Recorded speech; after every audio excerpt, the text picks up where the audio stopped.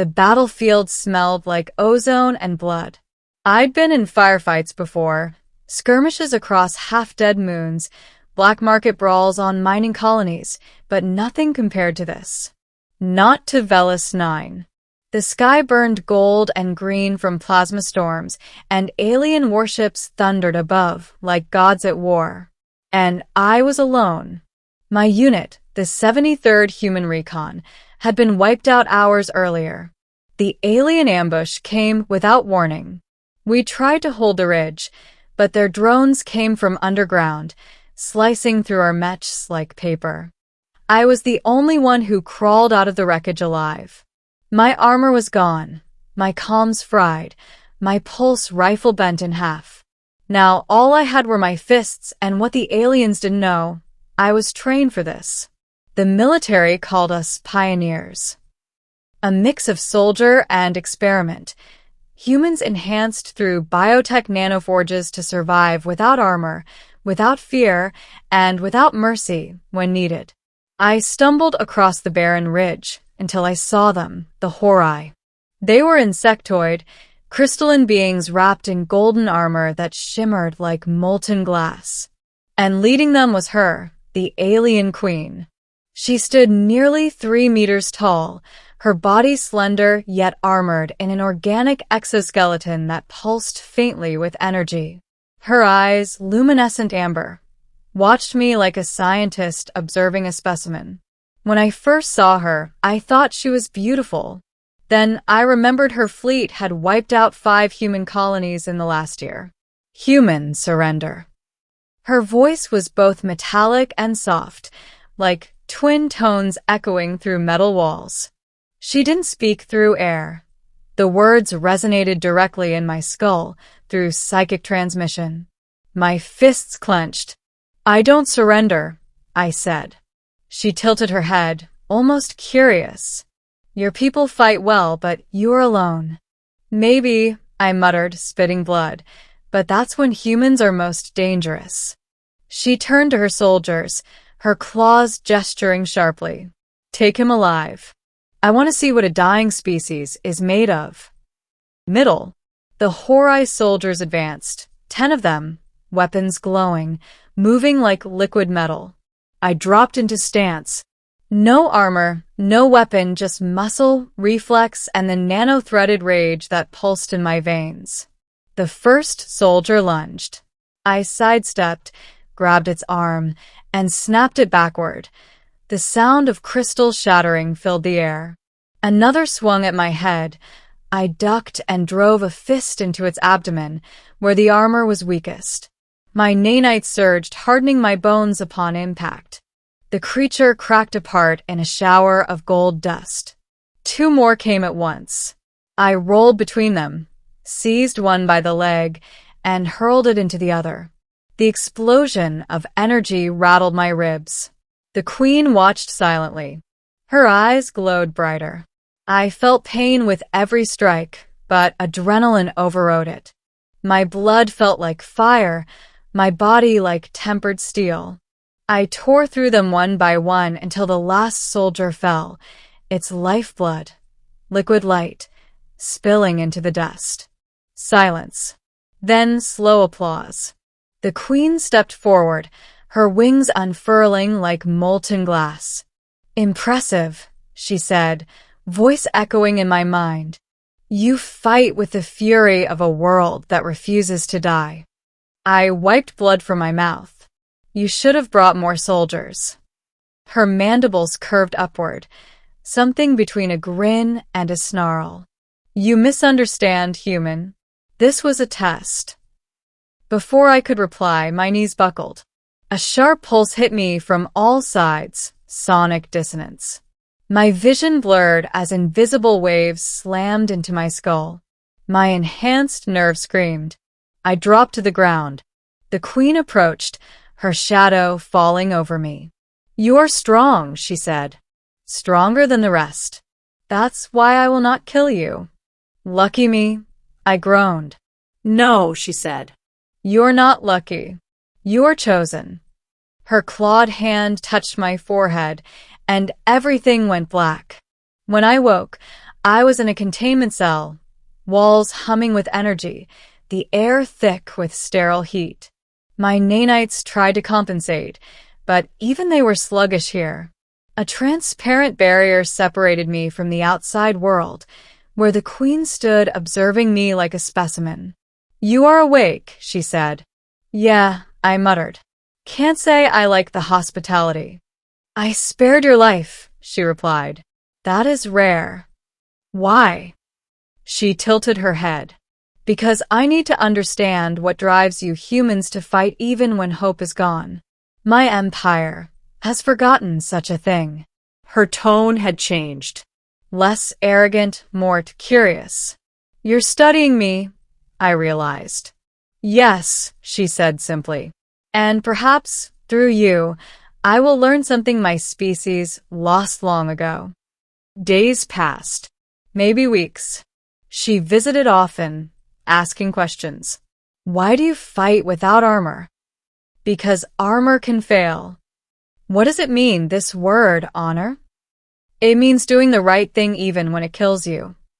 She tilted her head, recording my every word. But slowly, her tone softened. Sometimes she brought food. Sometimes she asked about Earth, about our oceans and cities, about how humans dream. And one day, she said something that stopped me cold. "My soldiers fear you, not because of your strength, but because you fight with purpose. They fight from command. You fight from choice." I looked up. "You sound like you envy that." Her eyes dimmed. "Perhaps I do." That night, the alarms blared. A rebel human strike team had located the Queen's fortress. Explosions thundered across the horizon. The ground shook as plasma fire tore through her citadel. She stormed into my cell, her armor glowing red from reflected firelight. "Your people are attacking. If they breach the walls, this entire sector will collapse." "Then let me out," I said. She hesitated. "If I do, you'll kill me." I met her gaze. "If I wanted you dead, I'd have tried the second you brought me here." A long silence. Then she touched the console. The barrier flickered and vanished. "Go," she said. "Prove that your purpose is not just destruction." The fortress was chaos, explosions ripping through corridors, Horai soldiers clashing with human marines. Smoke and plasma light filled the halls. I charged forward, barehanded, cutting through enemies on both sides, anything that moved toward me with a weapon. When I reached the upper spire, I saw the Queen surrounded by human soldiers. "Target acquired," one shouted. "Wait," I yelled, but they didn't hear. They opened fire.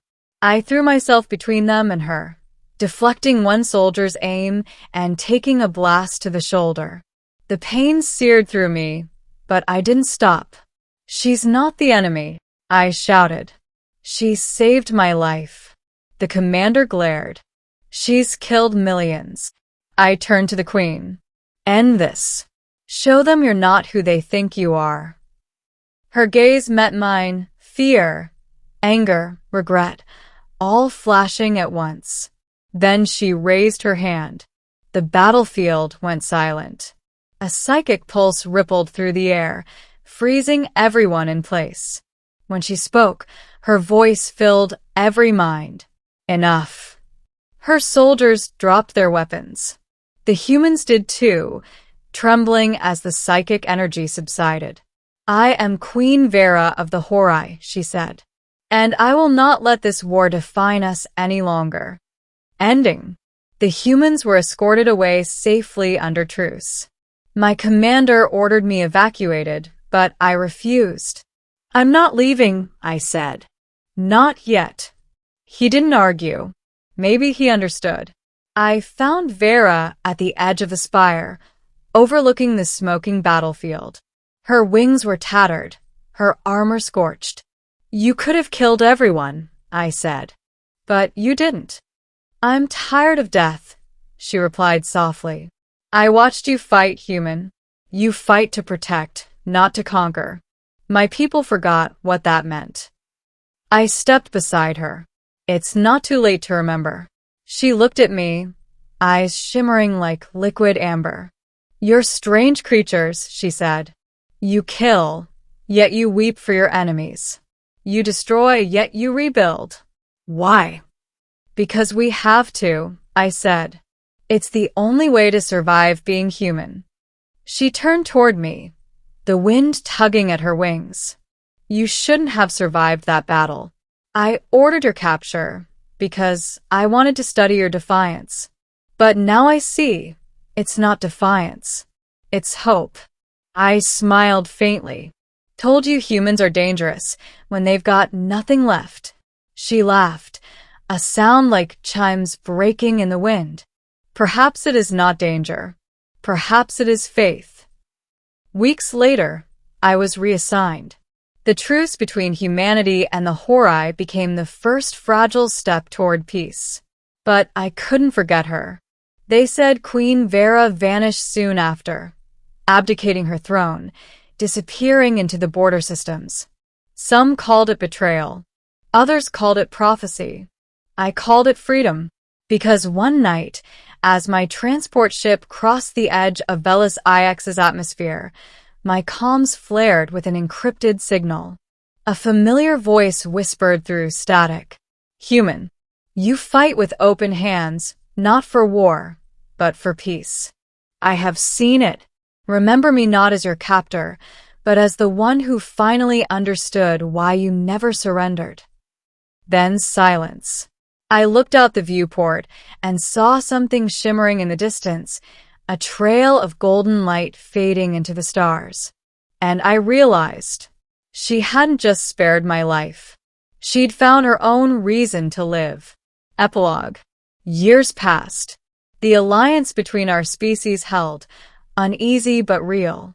Humanity learned from the Horai's technology. The Horai learned from our resilience. On the anniversary of the Velis 9 truce, I visited the old battlefield. The soil had healed, covered in bioluminescent vines that pulsed faintly gold.